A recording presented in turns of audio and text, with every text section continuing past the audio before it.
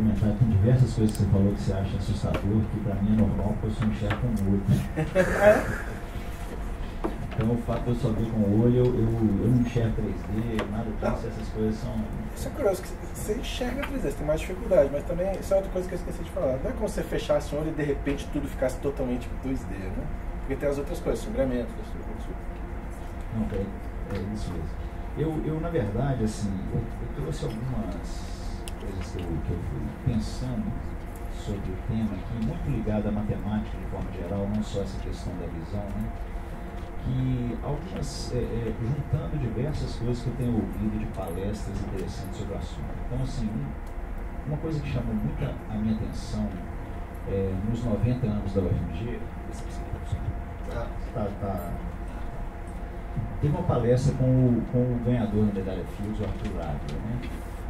E uma pessoa da plateia perguntou para ele o que ele achava se cálculo deveria ser ensinado no ensino básico. A resposta dele foi a seguinte: eu não sei nada de cálculo. Um matemático não sabe nada de cálculo, né? Então você começa a romper alguns preconceitos, algumas coisas sobre o conhecimento como um todo. E assim, não que ele não tivesse capacidade, logicamente, ele falou assim, aquele livro do cálculo que a gente estuda no colégio, eu li ele com 12 anos de idade e não gostava. Assim, o cara leu o que a gente estudou com 20 e poucos anos de idade aos 12, né? Então, assim, não é uma questão é realmente o conceito da matemática. Aí, vindo a Semana do Conhecimento, a gente estava pensando, né, nessa vinheta, como é que a gente ia pensar na identidade desse conceito de matemática em todas as coisas, né? E a primeira coisa que o pessoal do CDCom, né, do nosso setor de comunicação, trouxe para a gente foi a origem etimológica da palavra matemática. Eu não sei se vocês já viram isso, mas eu acho muito curioso.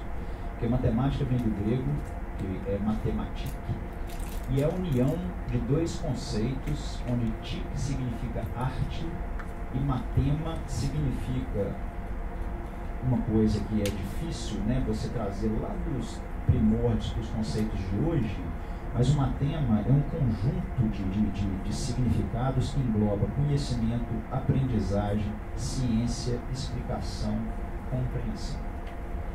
Então é interessante que até a evolução do conhecimento, ela chega essa questão que você coloca da complexidade de você fazer uma coisa simples. E hoje a gente tem o conceito da inteligência artificial chegando perto da gente. Às vezes eu me pergunto se a inteligência artificial está chegando perto da gente ou se a gente está chegando perto dela. Porque a impressão que dá é que em muitos aspectos a gente está emburrecendo. A gente vai ficando muito especialista e você chega num ponto e fala assim, quem tinha mais conhecimento? Um caçador-coletor ou um matemático? O caçador-coletor, ele conseguia fazer tanta coisa, era de uma complexidade tão grande o que essa pessoa era capaz de fazer, e hoje você pega um grande cientista em qualquer área, essa pessoa pode não saber nem assim, passar a noite sem luz, né?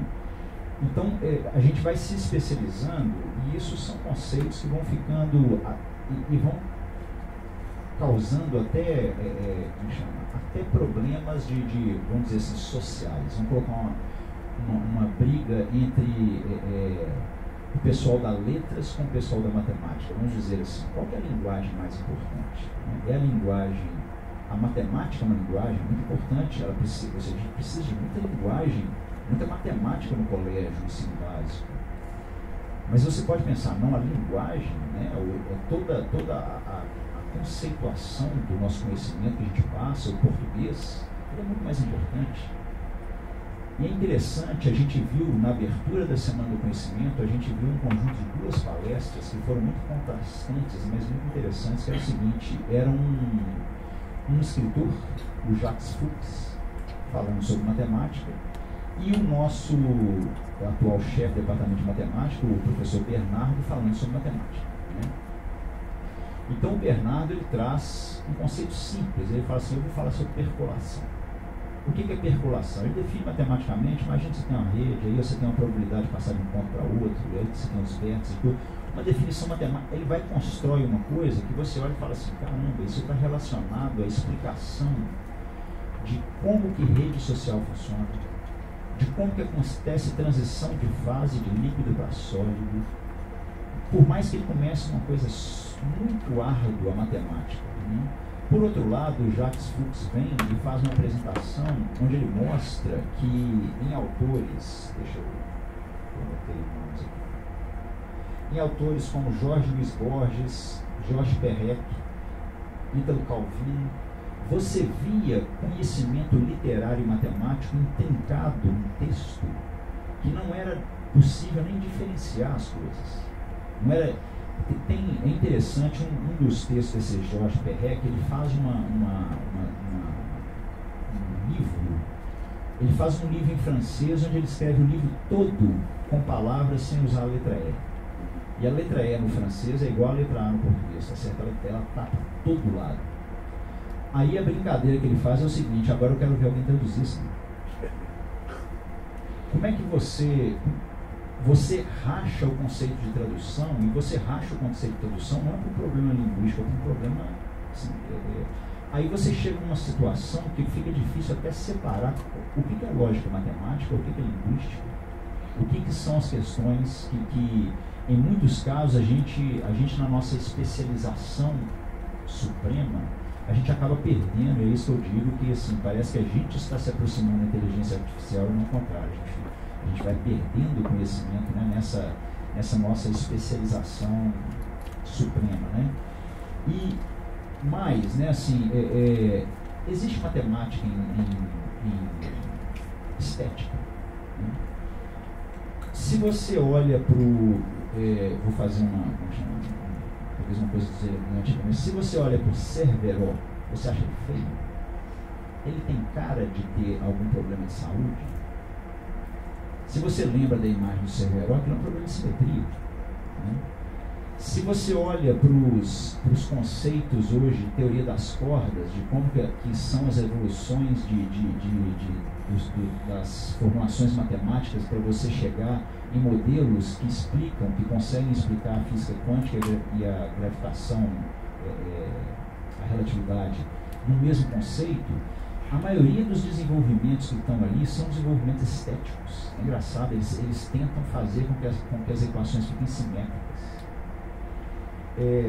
Aí uma outra coisa interessante, que o último aspecto que eu vou trazer aqui, no ano passado, minha filha começou as notas de matemática dela começaram a baixar. Sabe? Baixar, que eu digo o seguinte: não teve problema, tirava 80, 90. Aí as notas dela começaram a ficar 70, começaram a ficar 60. Quando chegou a 60, eu falei: opa, eu vou procurar um professor dessa manhã. E quando eu estudei no colégio, 2 anos atrás, né, eu tinha um professor de matemática que era um cara fantástico. Então eu liguei para ele e pedi uma indicação.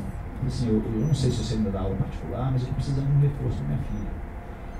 Ele me perguntou: sua filha gosta de geometria? Eu falei: não, geometria ela gosta. O problema dela são em outras coisas, álgebra e coisa e tal. Ele falou assim: não, mas isso não importa não. Ela gosta de geometria ela gosta. Ela gosta de arte, ela gosta. Você deixa sua filha em paz. Não tem problema nenhum. Bom, essas são as colocações que eu gostaria de fazer. Eu vou passar a palavra.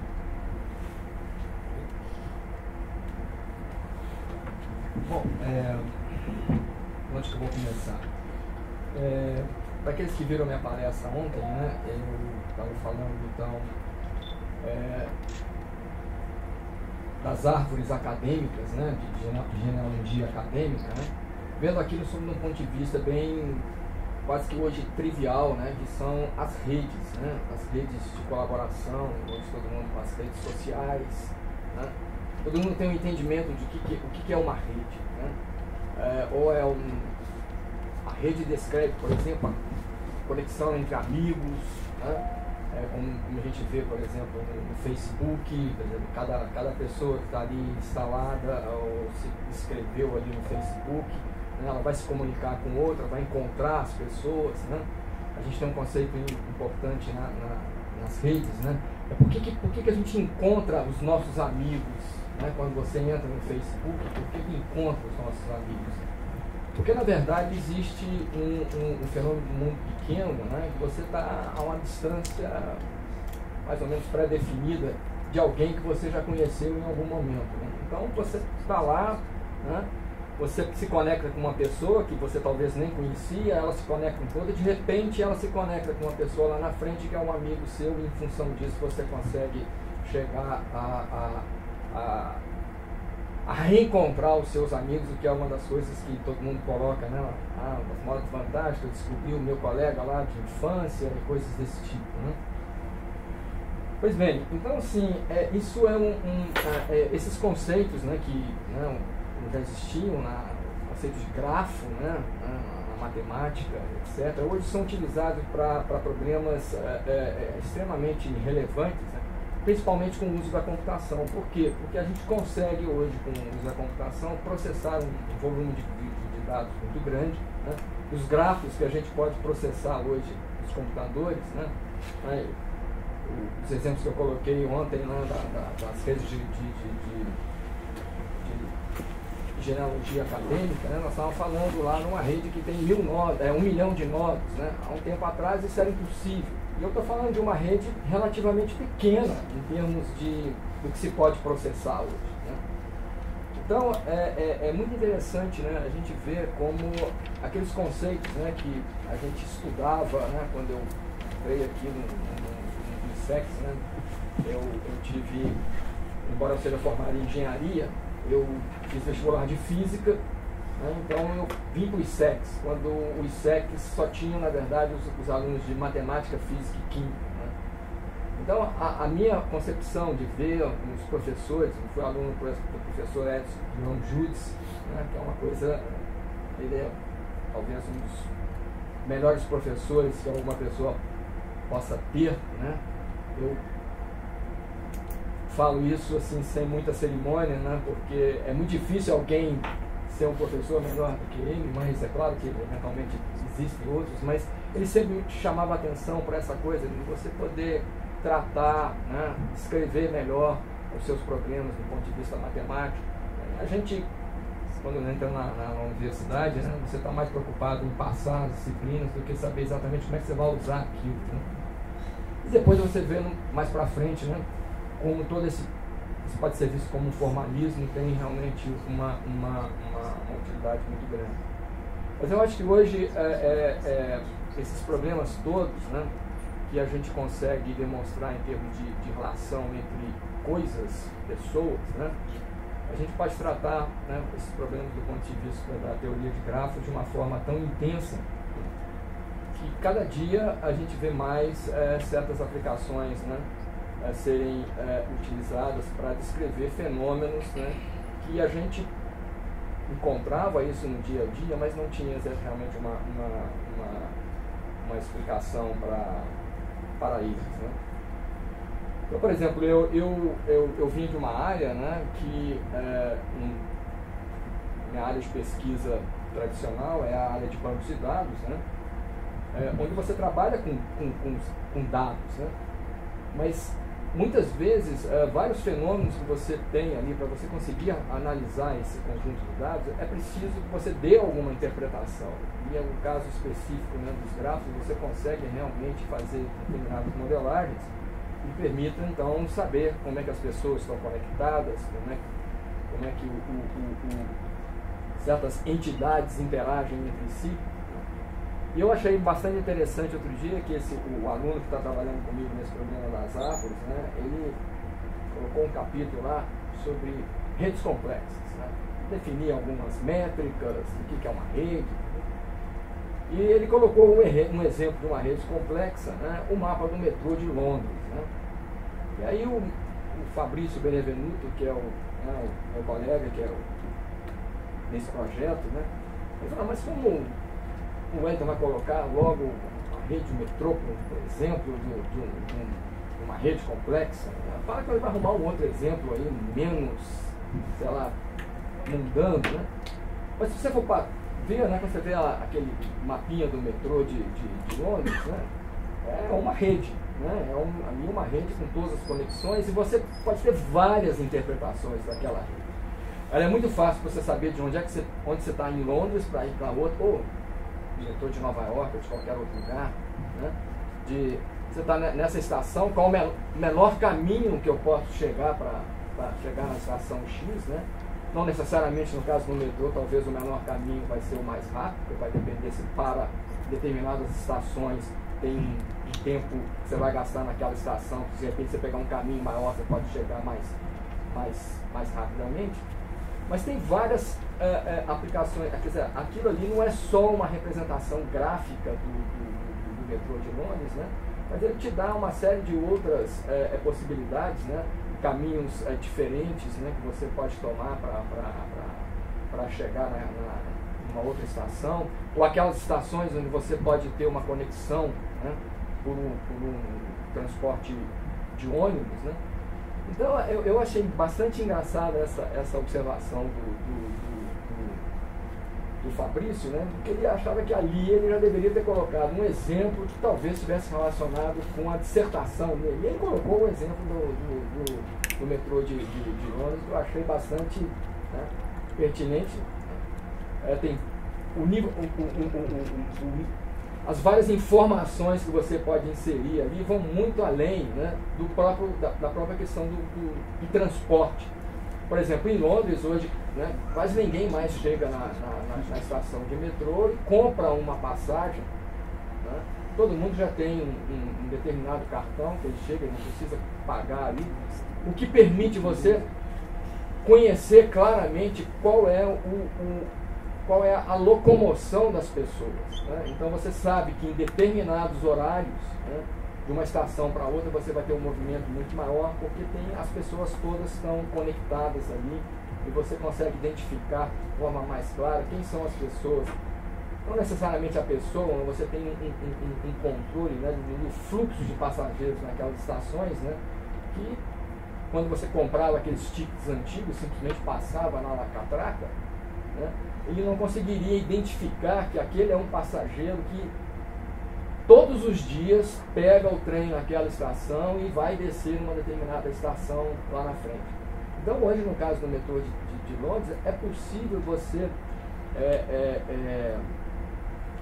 você ter um controle maior, né, de como é o funcionamento das estações que você não tinha atento. Eu fiz meu doutorado na Inglaterra, né, e assim, o divertimento maior morava relativamente perto de Londres, 1h30 de carro de Londres, né, 1h40 de metrô, de trem, né? Então era muito fácil, né?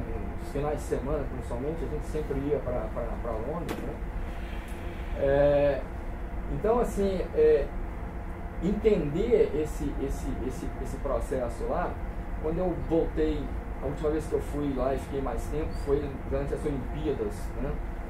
Uma coisa que me impressionava era como o pessoal que controlava o transporte de Londres, né, de um dia para o outro, eles conseguiam fazer alterações, né, nas redes e marcar nos pontos dos ônibus, né, que olha, hoje no dia tal, do horário de tanto a tanto, não vai passar o ônibus aqui, porque naquele momento existia uma atividade das Olimpíadas em que os ônibus que iam levar os atletas iam passar naquela rua. Então não poderia o ônibus parar naquele lugar, porque não é que o ônibus... Bom, quem conhece Londres, tem algumas ruas de alguns bairros são muito estreitas. Parou o ônibus, você não passa, né? Não tem como passar. Eu ficava realmente impressionado com aquilo, você chegava lá no ponto, está aqui, no dia tal, o ônibus não vai parar neste ponto. Não vai passar nessa rua, ele não vai parar naquele ponto. Como é que eles sabem isso? Exatamente por ter um conhecimento, não é só da rota, né, dos ônibus, mas de qual é o movimento, né, o número de passageiros, né, que aquelas rotas conseguem servir. Né? Então esse é um problema, né, assim, hoje já talvez até resolvido, né, de como você faz o controle dessas redes, né? Mas que a teoria, né, estava aí há muitos anos e depois você só pôde realmente fazer esse tratamento a partir do conhecimento dos dados, né, e da repetição, né, daqueles movimentos, né, nessas redes. Então, Isso aí é um exemplo bem simples, né, de como um conceito bem simples, quando você descreve um gráfico, conjunto de nódulos, né, com arestas. Essas arestas aí podem ser de vários tipos, podem ser direcionadas, não direcionadas. Você pode registrar o número de quantas ligações telefônicas duas pessoas fizeram entre si, né, para ter uma intensidade, qual é a intensidade daquela ligação, né, para você saber, isso é uma ligação. Quando a gente recebe uma chamada incorreta, né, você saber, por exemplo, tem muitas chamadas incorretas numa determinada rede, pode ter algum problema realmente de conexão lá, né? Eu estou recebendo muitas chamadas incorretas, mas você consegue saber exatamente a importância, né, do usuário que está ligando para outro usuário, se ele liga várias vezes, então eles são pessoas conhecidas ou tem alguma como eu diria, alguma atividade comercial, ou se simplesmente for uma ligação totalmente aleatória que aconteceu por um erro, ou eu registrei no meu celular o número errado, ou simplesmente digitei o número errado, né? Isso é importante para saber qual é o tráfego, né, de ligações, como é que aquela rede telefônica está funcionando. Então, assim, não sei se eu estou conseguindo explicar, mas assim, do ponto de vista, né, de você tratar ter uma ferramenta genérica, né, que possa adaptar a vários problemas que hoje são cotidianos para a gente, e muitos dos quais a gente não tem a menor ideia, né, que nós estamos no meio de uma ferramenta que consegue descrever o problema de uma forma muito precisa, né, e por causa disso a gente consegue induzir várias situações, né. Então eu acho que, por exemplo, aqui para os mais jovens, aí, essa questão de por que eu consigo achar os meus amigos, né, no Facebook, é uma coisa muito simples, né? Você tem tantas pessoas conectadas ali que no final alguém vai ser capaz de conectar a você, uma pessoa que há anos, né, você não tem a menor ideia onde que ela está, né, o que aconteceu com ela, e você consegue finalmente compartilhar e encontrá-la lá no Facebook, e fica, né, bastante contente. Às vezes até alguns a gente não gostaria de encontrar novamente, mas acaba se encontrando, né? Isso é um fenômeno muito simples, que já tinha sido estudado, né, do ponto de vista assim, teórico, né, e que virou aí uma ferramenta que todo mundo utiliza hoje largamente. Então, muitas das coisas que eu comentei ontem aqui, né, quer dizer, hoje a gente consegue fazer aquilo pelo fato de que eu consigo construir redes, grafos, né, de um tamanho que há 10 anos atrás eram impossíveis de serem construídos, né? Então, tudo que está por trás já era conhecido, né, por vários matemáticos há anos, né, mas muitas vezes não era possível de você reproduzir numa escala como a gente consegue fazer hoje com o ferramental que a gente tem na computação, e aí usando, né, toda essa teoria aí que veio da matemática. Então a ideia é a seguinte: muita coisa que a gente aprende, né, às vezes acha que não vai servir para muita coisa, e depois a gente vê que esses fenômenos todos podem ser descritos de uma forma bastante interessante. Eu acho que esse é um ponto assim bem... Mesmo que você tenha uma visão prática, ou quer ver um problema, né, do ponto de vista prático, né, é bom a gente pensar um pouquinho mais, que a gente consegue descrever isso de uma forma mais abstrata, provavelmente vai fazer com que esse problema possa ser melhor representado e melhor entendido ali na frente. Eu acho que a questão de visão computacional é típica, né? Você consegue descrever vários fenômenos de uma maneira bem precisa, né? E por isso você consegue depois reproduzir esses fenômenos de uma forma completa.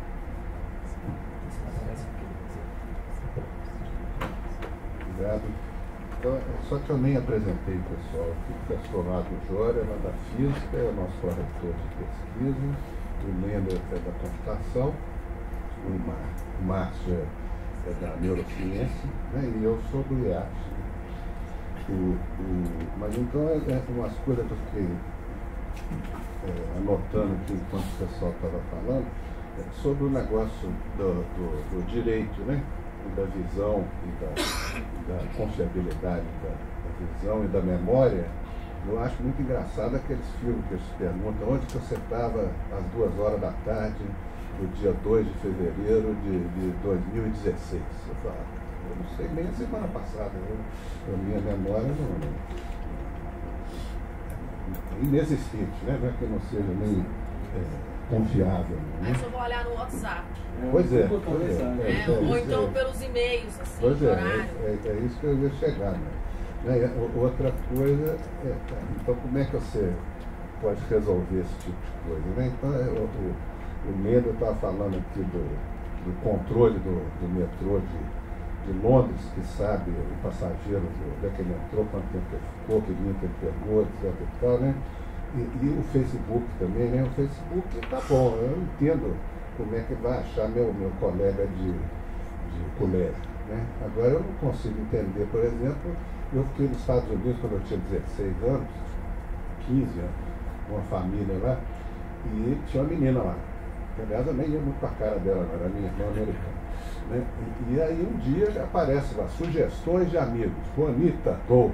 Eu falei, poxa, cara, eu não tenho o menor vínculo com ela, eu nunca mais conversei na vida, eu não tenho, sabe, eu não sei como que o algoritmo deles conseguiu detectar uma pessoa que foi importante na minha vida, mas que eu não tinha 40 anos que eu não tinha contato nenhum. E teve um caso também que eu achei interessante, que foi no IAC mesmo. Nós tivemos um seminário aqui sobre o pré-sal, né? E aí, cadê o Fábio? É o Fábio ali. Aí o Fábio tem lá um algoritmo também, né, Fábio? Ele tem uma forma, usando um aplicativo lá, de detectar quantas consultas que tiveram na página sobre o evento. E isso acontece normalmente na ordem de algumas centenas, né? 200, 300 consultas lá. O do cara do pré-sal teve quase 3 mil. Aí nós falamos, poxa, vai bombar o evento, né? Nós temos que arrumar uma sala maior. Aí o Fábio foi olhar pelo IP lá de onde que eram as consultas. E as consultas, mais de 80% eram dos Estados Unidos. Tá? Então, por que era? Porque era pré-sal, cara, né? Porque o cara que vinha falar, o cara tem posições diferentes dos golpistas atuais, né? Então, o que acontece é que tem um sistema de vigilância em cima da gente, de todo o Google, do Facebook, de tudo aí, né? Que veio até um sujeito aqui que é o pai do Linux, né? É um dos... Como é que chama? Hein? Richard Stoll, que falou que não usa nada, ele não usa Windows, não usa nada, nós temos que comprar as coisas do cartão de crédito, ele não usa o cartão de crédito. Eu falei, mas como é que você compra? Eu não uso dos outros. É mais fácil. Depois ele paga, Mas então talvez uma forma que tem da gente compensar essas deficiências de memória e de visão seja ou você andar com uma câmera num chapéu, assim, registrando tudo que... E mesmo assim, depois do que o Ralph falou, sem confiar tanto também, porque a visão da câmera não necessariamente ela está... É melhor, né? Mais objetivo, né? Ou então de você consultar, né? Feita a Fabiana falava ali, consultar a sua agenda eletrônica, para você saber onde você estava dia 2 de fevereiro de 2016, ou perguntar para o Google, né? Você que sabe tudo da minha vida, onde é que eu estava dia 2 Mas então, é isso. E aí uma questão que eu queria levantar aqui era a questão da visão computacional, da questão do paradigma, né? Eu estava vendo um videozinho no WhatsApp que me mandaram, eles falando da relojoaria. Porque relógio bom era relógio suíço, né? Então, se você quisesse comprar um relógio suíço, você estava comprando o melhor produto que tinha. Era caro, tudo, mas era relógio suíço. E que o relógio suíço era baseado na mecânica de precisão. Então, eles tinham aquelas pecinhas minúsculas, tinha um suíço lá que sabia fazer aquilo feito em linha, máquinas, equipamentos, etc. Aí depois vieram os japoneses e falaram, para você medir tempo não é uma questão de... o que eu falei mesmo? De mecânica de precisão. né? Não é mecânica de precisão, você pode medir de formas diferentes. Aí começaram a medir de forma com um processador digital, né? E o que aconteceu? Eles conseguiram uma precisão maior do que o relógio suíço, com preço muito mais barato, porque o objetivo deles não era mecânica de precisão, era medir tempo. E os suíços esqueceram que aquilo era só um meio e não era o objetivo da coisa, né? Agora, na visão computacional, qual que é o objetivo? Quer dizer, o objetivo é você receber um determinado sinal luminoso e transformar aquilo numa imagem que seja trabalhada para algum propósito, né?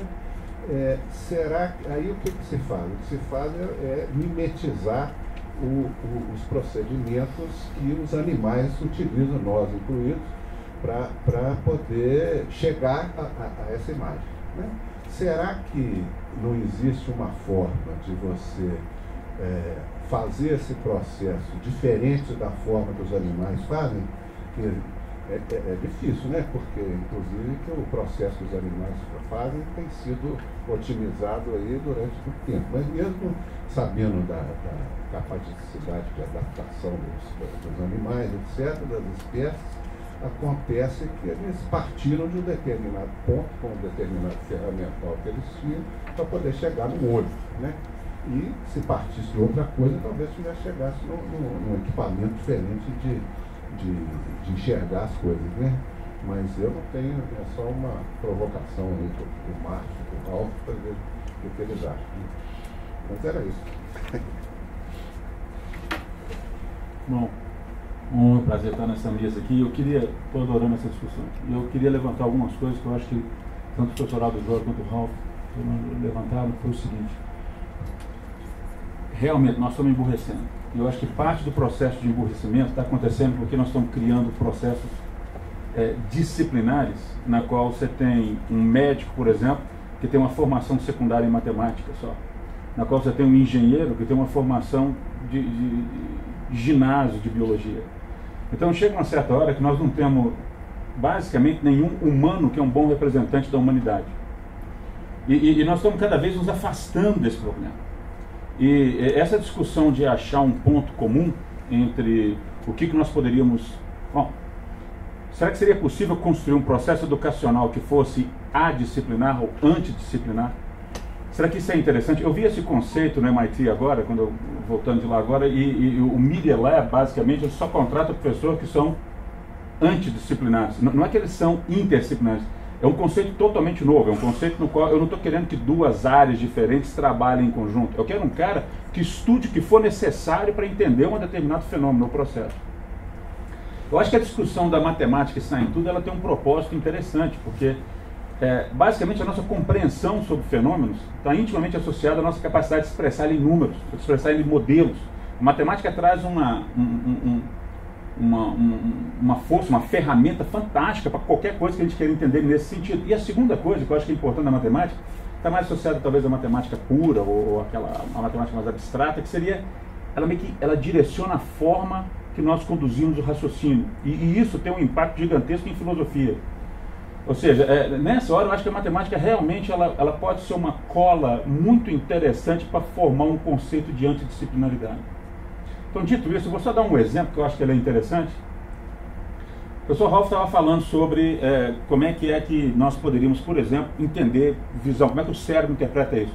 Só para deixar claro, as redes neurais, elas transformam em informação neural, despolarização de neurônios, comunicação sináptica, etc., o mundo real. Então, em toda a essência, toda a realidade para nós humanos é subjetiva. Toda ela. Porque nós temos que transformar ondas eletromagnéticas em despolarizações neurais. Eu tenho que transformar ondas de som e pressão sonora em despolarizações neurais. A grande pergunta é, como é que esses padrões formados aqui dentro dessa caixa craniana constituem um bom modelo do mundo que me cerca e como é que eles trabalham com esse modelo? Então, ele é preciso? Tudo que está aqui fora está aqui? Não. Só para início de conversa, eu só sou capaz de criar um modelo daquilo que meus sensores têm. Se tem algum ser aqui que está existindo em infravermelho e conversando em ultrassom, eu sei lá que ele está aí. Então, basicamente, eu estou limitado a minha concepção até mesmo pelos sensores que eu tenho. Bom, dito isso, Num sistema de grandes redes, pequenas redes, o ideal é que para um pedaço de uma rede neural saber tudo que uma outra está fazendo, liga todos eles. Pega todos os neurônios e liga com tudo. Não teria espaço físico na caixa craniana para a quantidade de axônios necessária para isso acontecer. Nós estamos falando da ordem de 10 a 100 bilhões de neurônios, onde as conexões são 1 para cada 10 mil. Eu consigo conectar 10 mil neurônios em um só. Nós estamos falando de um número de conexões de 10 bilhões elevado a 10 mil, que está começando a ficar números astronômicos, números que mais descrevem galáxias e etc. do que caixas cranianas. Uma das soluções interessantes são os local networks. Imagine uma rede neural que comunica entre ela, mas ela manda comunicações para outra e consegue transferir essa informação. Ela pode até usar um processo de multiplexação temporal. Ela cria uma onda lenta que ativa pedaços da outra e codifica esses disparos em pontos específicos dessa onda, mandando informação para pontos específicos da outra rede. Olha, utilização de grafos passa a ter um impacto gigantesco numa nova arquitetura de como é que o cérebro funciona, que por sua vez, um gigantesco impacto em como é que o cérebro processa a imagem. A melhor forma de processar uma imagem é o jeito que o cérebro processa? Não necessariamente, dependendo do que você quer ver. Ou seja, pode ter processo de compactação, que você perde muito da imagem para outros tipos de análise, mas o olho humano não vê diferença nenhuma. Então, se for para guardar minha foto, essa está boa o suficiente. Mas se for para fazer um outro tipo de análise, do tipo análises microscópicas, nanoscópicas, intensidades de quanto mais tem de cefós pintando a célula A do que a B, quanto mais que um carro é um pouquinho diferente em termos de som do motor dele com outro carro, que tem uma assinatura espectral auditiva de um carro do que o outro, isso uma máquina faz isso. Nós não estamos nem aí para isso. Você basicamente olharia para isso e falaria, é um carro. Em qual formato você quer guardar? Exatamente. Então, basicamente, esse negócio ele é o seguinte, eu acho que nós temos perdido muito no processo educacional que nós escolhemos. A gente cria uma situação onde é que um aluno entra para o mundo profissional em 17 anos de idade. E esse é um negócio que eu acho que ele está sendo pouco abordado. Eu lembro de ter uma discussão, é engraçado você ter falado dessa história da inteligência artificial, mas em 2003 eu participei de um seminário com o Renato Sabatini, lá de Campinas, na qual a gente estava discutindo exatamente processos, como é que a inteligência artificial tinha afastado da biologia, ao ponto de ela não ter nem correlação com a biologia mais. E uma das ideias foi, você acha que nós vamos conseguir construir um ser humano, uma máquina? Eu falei, não, é bem capaz da máquina ficar semelhante ao ser humano, porque o ser humano está se aproximando da máquina nesse sentido. Então, é o que você está falando sobre emburrecer. E é interessante como é que a discussão naquela época já era preocupante e está mais agora. Eu acho que processos desse tipo, de achar colas, que pudessem pegar áreas disciplinares totalmente diferentes e juntar elas, é importante. Então, esse movimento agora da Semana do Conhecimento, que é a matemática está em tudo, eu acho que é uma tentativa, aquela sensação interna de que tem algo que não está certo, nós não sabemos exatamente o que é, mas sabemos que se a gente continuar fazendo o que nós estamos fazendo, vai dar muito errado no futuro. Mas o ponto é uma tentativa de achar talvez uma forma de equacionar o problema e gerar modelos educacionais, talvez baseado em algumas áreas desse tipo, que permitam unir as várias áreas em um ponto e a gente começa a ter cada vez melhores humanos representativos da humanidade. Eu queria fechar com um exemplo, que eu acho que ele é espetacular nisso que nós estamos discutindo. Um dos grandes livros que eu acho que modificaram a história da física e até da matemática também foi O Princípio da Matemática de Newton. Eu diria que um outro grande livro que modificou a história da biologia foi a organização, o Darwin e a Origem das Espécies. E eu queria fazer um paralelo entre os dois. O paralelo vai ser o seguinte: se você pegar O Princípio da Matemática, ele tem uma descrição matemática perfeita de fenômenos, ao ponto de você conseguir saber o que acontece numa galáxia ou numa maçã que cai no planeta Terra, com uma perfeição e um desenho, uma representação de um modelo matemático para descrever a cinemática que é perfeito para a época, foi perfeito para a época. Inclusive, a invenção de cálculo, a invenção da matemática de cálculo, debatido com Leibniz, etc., mas para equacionar e resolver aquele problema. Mas entenda bem, em nenhum lugar do princípio de matemática tem uma explicação muito real de o que é a gravidade. O fenômeno é altamente bem descrito matematicamente, a gente compreende, a gente consegue prever ele, a gente consegue modelar ele, mas temos zero compreensão real sobre o que é o fenômeno. Por que massa atrai massa? Aonde isso efetivamente estaria, o conhecimento estaria abordado lá dentro? Do outro lado da moeda, você tem o Darwin dizendo exatamente o seguinte: não, eu acho que eu consigo descrever que pequenas mutações e etc. explicam absolutamente a grande variedade de espécies que nós temos, e elas devem ter vindo de um ponto comum. A explicação do racional é perfeita, a compreensão do fenômeno de seleção natural é perfeito. Não tem uma equação, não tem um gráfico com estatística, diferença de grupos, testes T, ou etc. E eu acho que isso gerou na humanidade um grande mal. Eu acho que gerou na humanidade que esses dois caras estavam fazendo discursos científicos diferentes, onde isso é uma estupidez. A gente chama um de lei da gravidade e o outro é uma ideia de teoria da evolução, dá quase que uma ideia de que cientificamente eles estão em compartimentos diferentes, o que não está. Eu poderia muito bem chamar de lei da evolução, que as evidências são tão grandes quanto a da teoria da gravidade. E o fato da gente ter dicotomizado esse negócio, eu acho que subserviu uma função e uma função só. Tornou mais fácil para o Estado programar massas orgânicas para executar a função que o Estado precisa. E fazer isso quase que num processo de Ford de industrialização. Eu pego pessoas que têm mais ou menos a mesma data de nascimento, coloco elas mais ou menos no mesmo pacote, entro elas numa linha de esteira de produção, dou provas no final do ano, carimbo um ISO 9002 na cabeça de cada um deles, dizendo que eles estão prontos para passar para o próximo passo. Chega no final do curso, eles recebem um pedaço de pele de carneiro, assinado por 3 pessoas que eles não conhecem, dizendo que eles sabem fazer um troço que eles não conseguem fazer sozinhos. E nós estamos satisfeitos com isso. Algo que nós estamos discutindo aqui está profundamente errado. Eu acho que levantar a bola agora, de falar que a matemática talvez seja uma forma de criar uma nova estrutura antidisciplinar, ou pelo menos atrasar o processo profissional até que uma maturidade sobre o conhecimento da humanidade tenha sido adquirido na universidade, talvez no 3º ano da universidade, ou 2º ano da universidade. Essa é uma discussão interessante. E essa é uma discussão que eu acho que temas como esse, que trazem pessoas de uma área de matemática, de uma área de biologia, de uma área de computação, uma área de física, uma área de direito, filosofia, essas são coisas que, impressionantemente, a nossa universidade, que deveria ser o universo de todas as coisas, não faz. Nós fazemos várias reuniões separadas. Um investimento tipo esse do IEAT é raro em universidades federais. E esse é um negócio que eu acho que ele é espetacular. Bom, já falei demais. Obrigado.